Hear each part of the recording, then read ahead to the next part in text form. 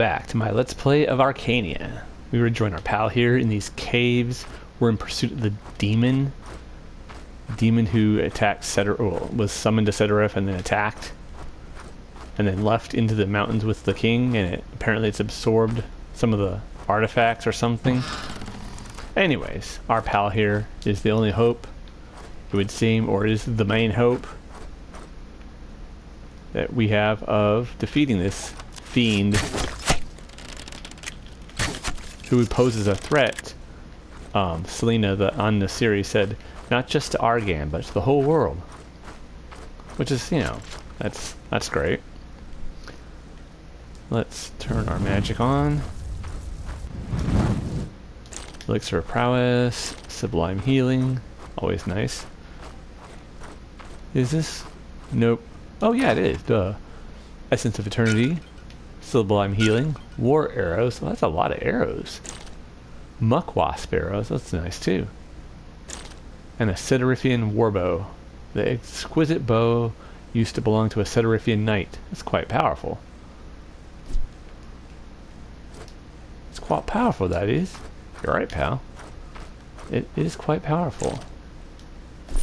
Force possess citizens with their nasty sacrificial blades. I don't know what's up with that.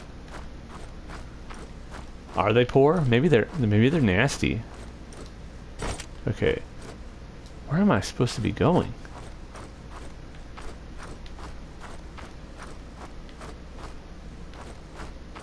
Is this the way? Whoa, careful, pal. Okay. Ah, treasure chest, divine strength, Hawkeye, sudden death. Alrighty. Myrtanna and hedgehogs. They don't do much good if there's no one here to make use of the fact that they slow us down.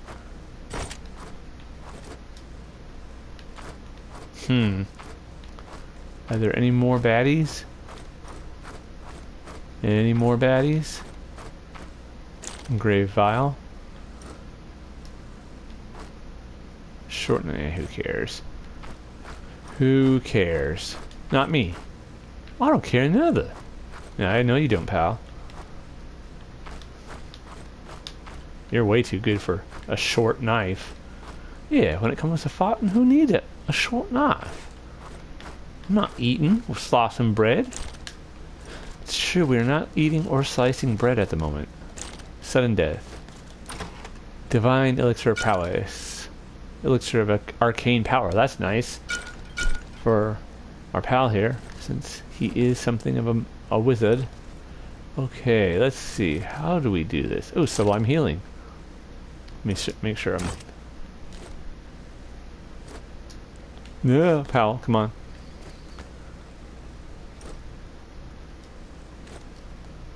Essence of Eternity. Yay, jump.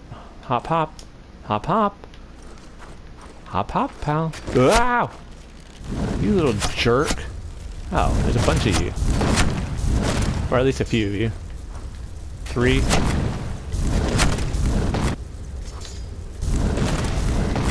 Ow! He got... Oh, he hit us, but, you know, whatever. We hit him. And we hit harder than he does. Possess citizen. Money and arbalests. I'm sure... Ah!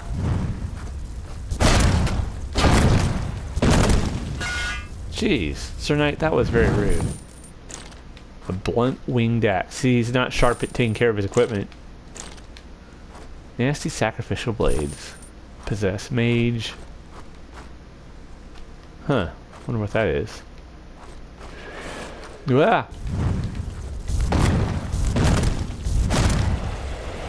So much for you. As I pointed out last time, I think we're almost at a... Whoa! Good try. No cigar.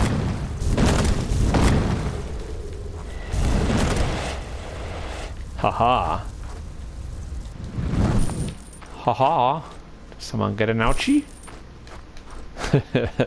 Y'all remember that old Buffy the Vampire Slayer movie? I think Christy Swanson, I think? And Luke Perry. and David Arquette. I thought it was funny. I wasn't actually a fan of the show that came after it. But I did like that movie. It was funny. Good times. Okay, why can't I get up there? Can I get up here? Careful, pal. I'm not sure what's the deal with that. Ooh, thud. Authority. Authority.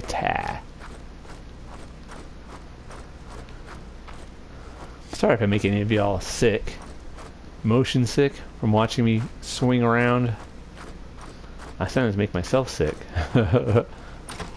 Siege bolts. War arrows. Stasis spell. Imbued tangleweed. Imbued mana plant. Alright, that was nice.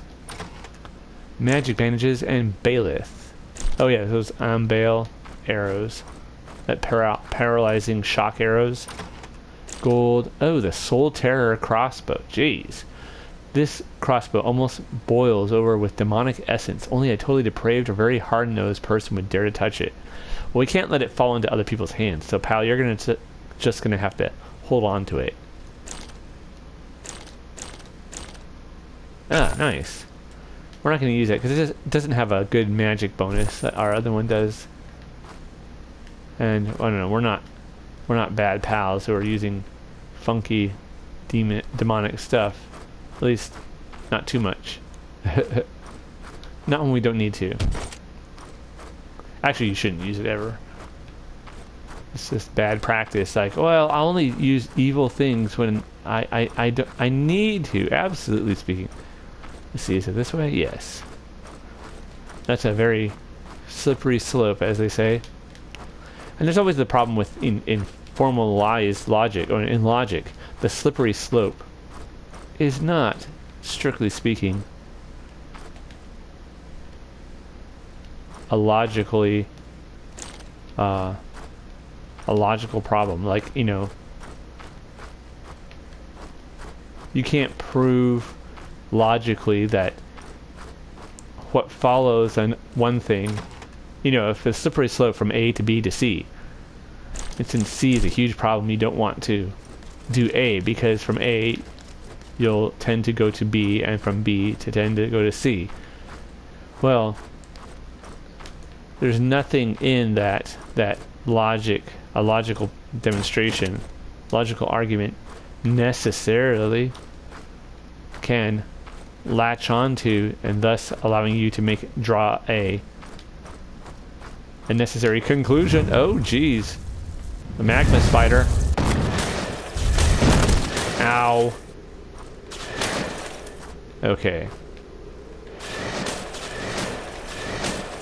Well, they're very susceptible to ice magic. Jeez. Sulfur, as they should be, but you know, still, that's very much so. Hey, magma spider. Got something for you. But yeah, so you can't logically prove that B necessarily follows from A, and that C necessarily follows from B. So a lot of people will be like, well, the slippery slope is a fallacy. It's a fallacious argument. But see, that's not really true. Because what a lot of people forget is that there are different types of arguments out there. There's necessary arguments or demonstrations. But there are also what we might call probable arguments that have, which kind of basically, like, more often than not, or are the case, or ones in which the principle at hand is not the principle of non-contradiction, but rather another basic principle. Like a good example of a principle that is the principle of sufficient reason. An argument made on the basis of the principle of sufficient reason will not have the force of the principle of non-contradiction behind it at its base, even though it'll be involved in every step of the way, but it will not be the basis of it. That nothing that does not contain within itself the reason for its own existence or whatever must have its sufficient reason in another that does. Uh-oh, we see there's something over there. Something. Whoa. Wow, these are really booming. And so, but I mean, so I don't think that the principle of, the slippery slope argument depends on the principle of sufficient reason. I think it's more of a probable argument, meaning not could be possible. I mean, probable, more likely than not. And it's probative force. It's probably like an inductive. Maybe it's an inductive argument. It's based on experience. Oh wait, that thorn is 6. It's the king of Setarrif. You are not one of those the demon possesses. Who are you? Has Corella sent you? No, Rhobar sent me to help you. Rhobar? So that's how low we've stooped. Now even our worst enemies need to help us. You It seems so. Yes, the king of Argaan and a cursed man. You shouldn't have summoned the demon to Setarrif. It would have been banished long ago. I know. Now I know. But now is too late. I'd say that's right. We are lost. You, me, the whole world. No. We can still defeat the demon. Ha! Have you ever seen a creature so powerful that it can conjure fire to make the whole mountain burst? No, I haven't. I have. I have seen it with my own eyes. We can still defeat the demon. I have recovered the holy artifacts from the burial temple of the Setarrifan kings underneath the town. There is no such burial temple underneath my town. Yes, there is. The earthquake revealed it. And how are these artifacts from that temple supposed to help us? Your ancestors used them to fight against the Jarkandar and the demons. I only missed the seal of the goddess. Then I can ban the demon. The seal of the goddess? A shield? Yes, have you seen it? A servant of the demon recently passed by my cell. He had a shield on him, but he took it to the demon. Then I'll defeat the demon and ban it with the shield. Alright, good job, pal. Let's talk to him again. You see his beard? It's kind of cool, this little beard.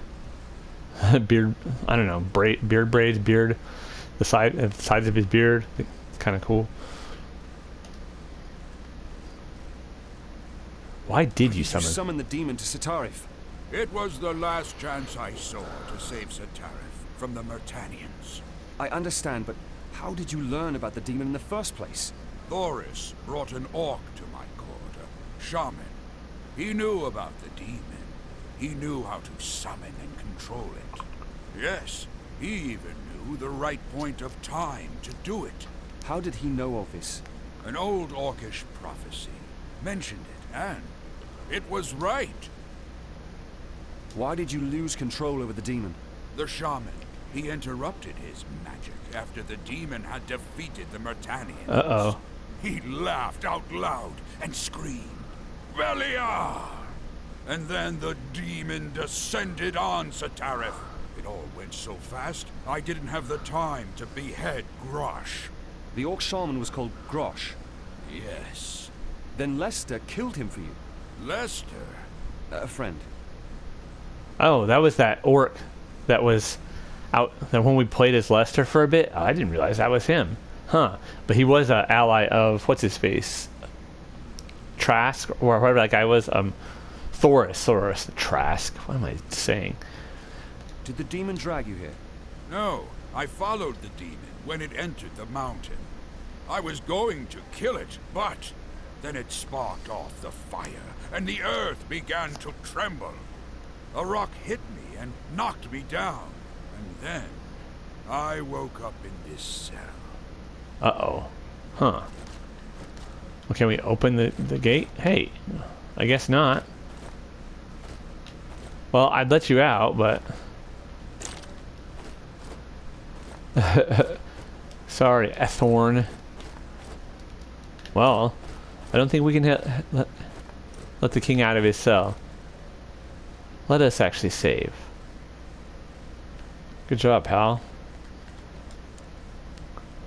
Have we sunk that low? Well, you join everybody else. Everyone who is like opposing Rhobar, and now everyone's either depending on Rhobar or working with or for Rhobar. Yeah, including me. I never saw that coming. Yeah, well, you know, it's a bit of a surprise, I suppose. Granted, you probably didn't know because you haven't played the other Gothic games. Yeah, you're probably right, pal. Thanks for reminding me. Well, maybe if they re-released, you know, Gothic 1 on, you know, console, since you're such a peasant, you can play it. Pal, just get busy.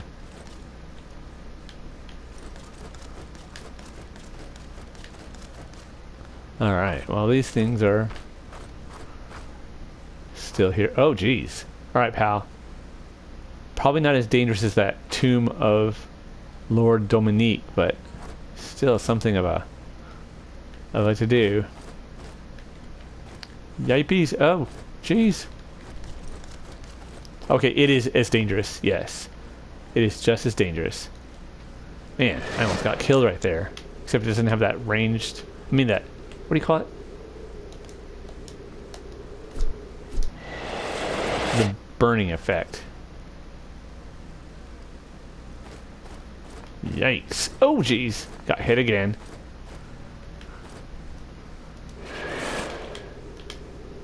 Man, those hemp bandages are pretty useful. Those are still just the hemp ones. Oh, wait. What is... Is that the demon? Oh, man. I wanted to get more experience. Oh, well. Who cares? Thud. Alright, you. You demon. You jackanapes, you turkey. Ah, or is this the servant of the demon? Oh, this is probably the demon. Hey, you. Ah. Oh, he's gonna do one of those numbers like...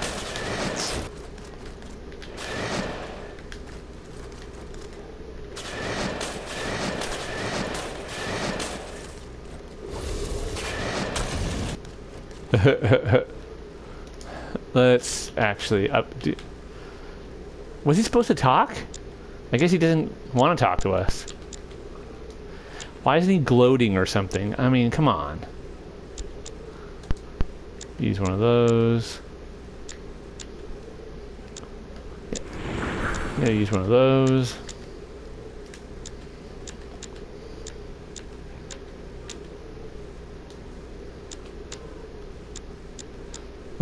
Elixir of Arcane Might. That's...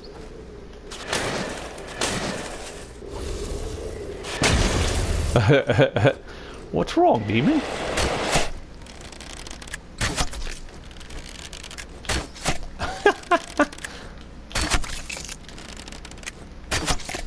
Aw, what a shame. Aw.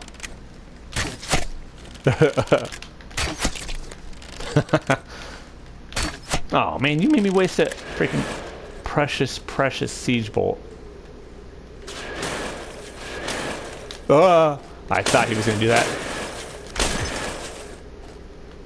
Oh come on, these have to give me experience. A soul-bound knight. Wow. There's someone else here.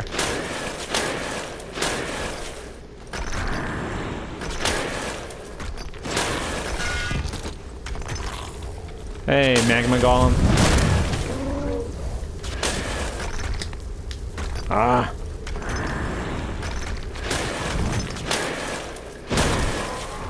Woo! Hey, buddy. Hey. Ah. Wasted another bolt. Hey, buddy. Oh, got him. Oh, you were lame. Oh, that better not be it. Well, that's... Well, there we are. Victory is mine. No, darn. Here, let me... Let me grab my computer.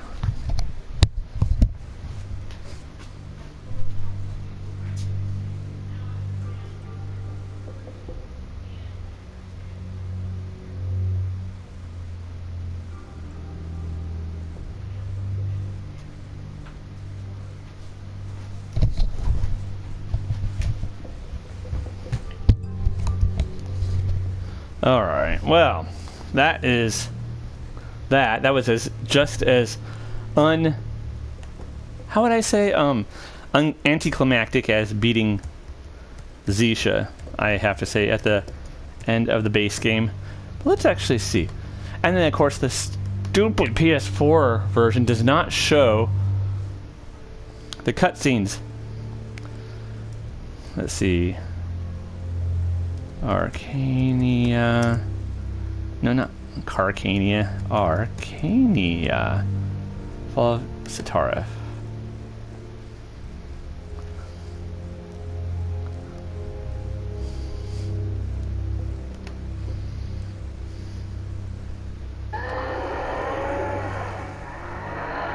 Oh wow, so he's really mad, he's roaring. He's like, no, really mad. He's mad. You mad, bro? Was vanished, and although traces of its corrupting presence could be seen all over, it was strongly felt that the world's fate had taken a turn to the better. In a field where their armies had clashed time and time again, Rhobar and Ethorn finally met to discuss the fate of their island. A simple Feshyr shepherd who had become a hero to the people of Argaan and Myrtanna was their arbitrator.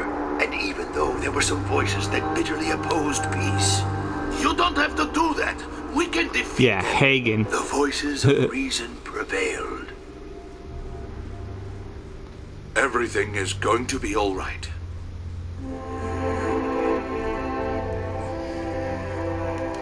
All right. So I don't know if you heard that, could hear it well enough.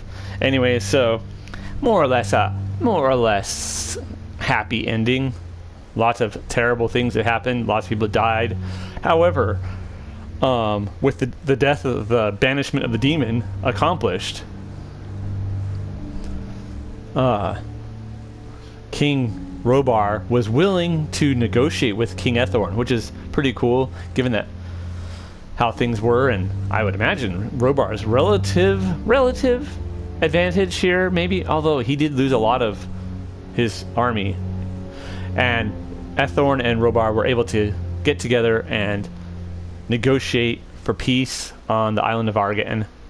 And and our pal here, the shepherd the hero from Feshyr, was the arbitrator between the two powers, between Setarrif and Myrtanna, and peace was the result. It seems that there were some people who are still objecting to this, namely, we heard Lord Hagen. He's like, no, we can beat them, come on. He still burns the fire of 1,000 toaster ovens, but it seems that everyone, including Rhobar, is tired. Everyone else, including Rhobar, or at least most people, are ready for peace finally, and that the I don't know. So that's pretty cool. So, anyways, thank you for joining me on this episode, or not episode. Well, this episode, sure, but thank you for joining me on my Let's Play of ArcaniA, to include the Fall of Setarrif. That was actually much more fun than I thought that game would be. I have to say, when I first started, I was like, it's okay. When I was playing it kind of by myself. After a while, I was like, this game has a little bit of jank in it, but I came to realize it has only enough jank such that it's not going to ever be a AAA, masterpiece, or even a AA masterpiece. But it is a fun game, and I really enjoyed my time with it. I think if you like these sort of games, if you don't mind a little bit of jank in your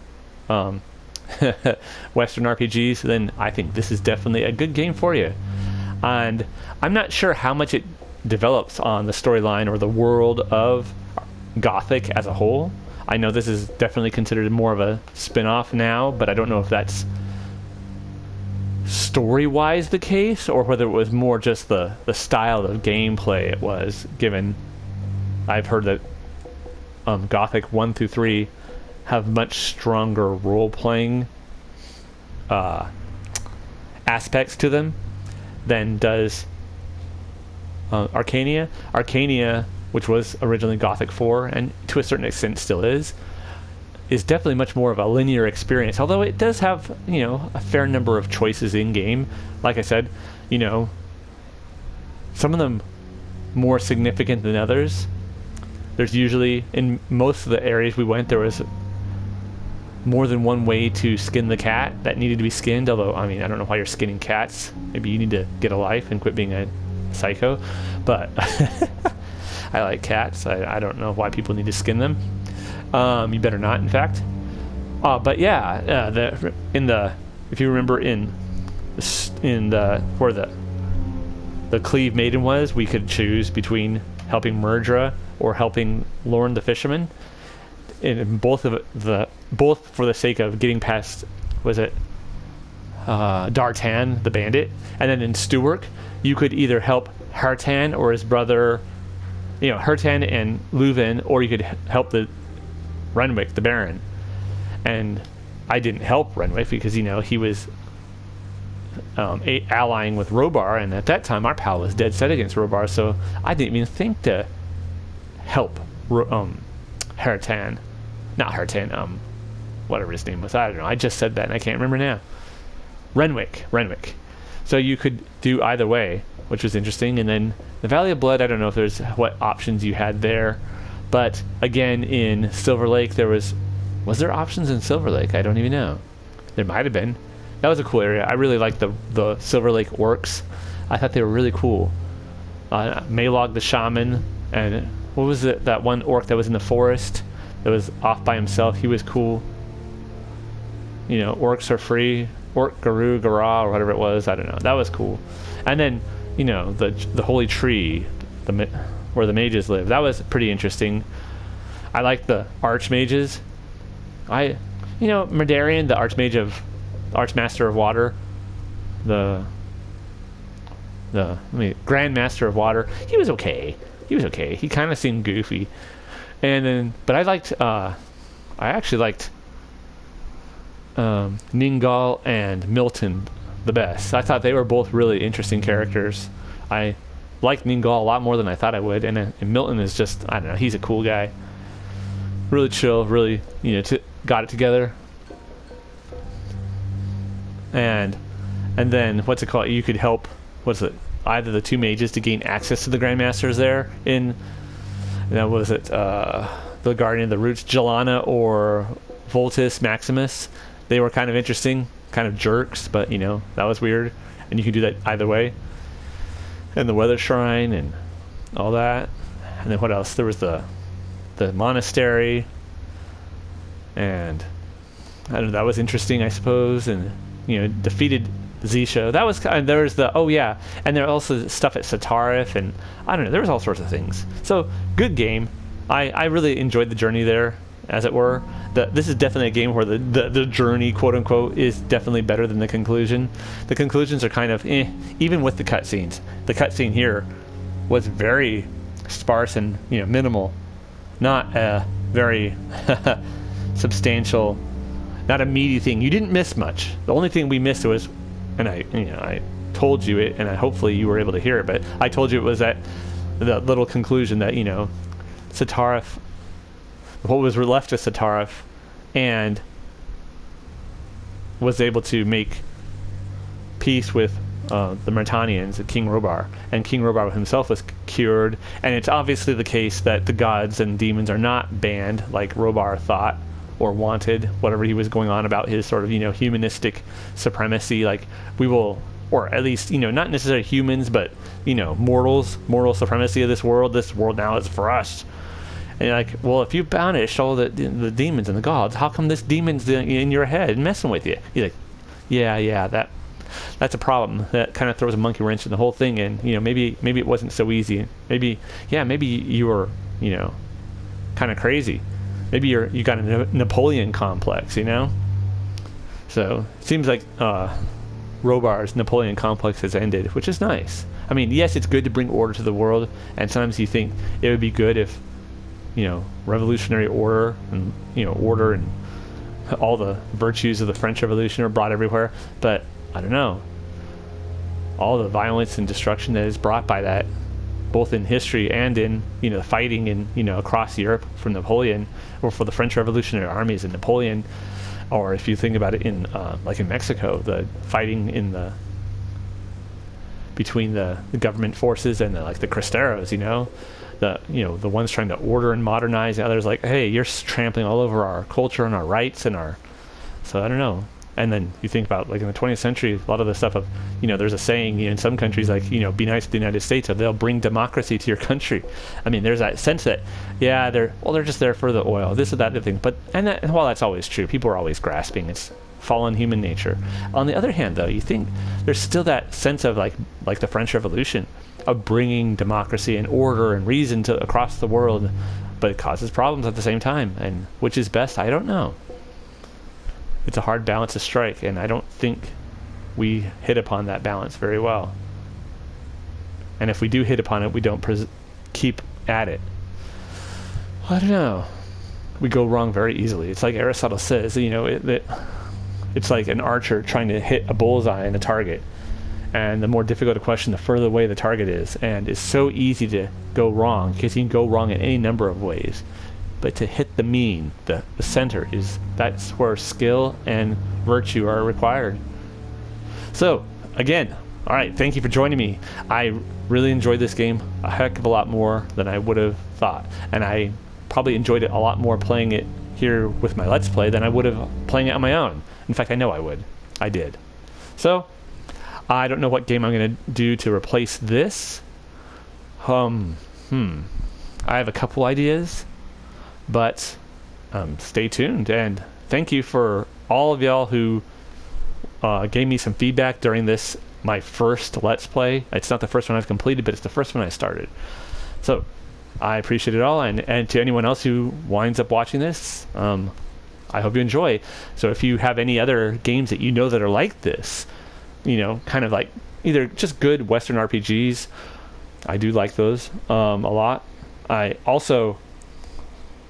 any ones that are good but kind of got some jank to them. One viewer, he mentioned to me that what was it? Oh, what game was it? Risen? I don't know. There was another game that was mentioned to me as being kind of like having the same sort of kind of good, kind of janky. Risen, I think it is. I don't know. If you have any suggestions, please let me know.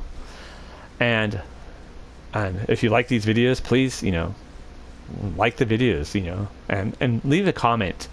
I really appreciate getting comments, and I'm just still going on this YouTube stuff, so I appreciate it all. Take care, y'all.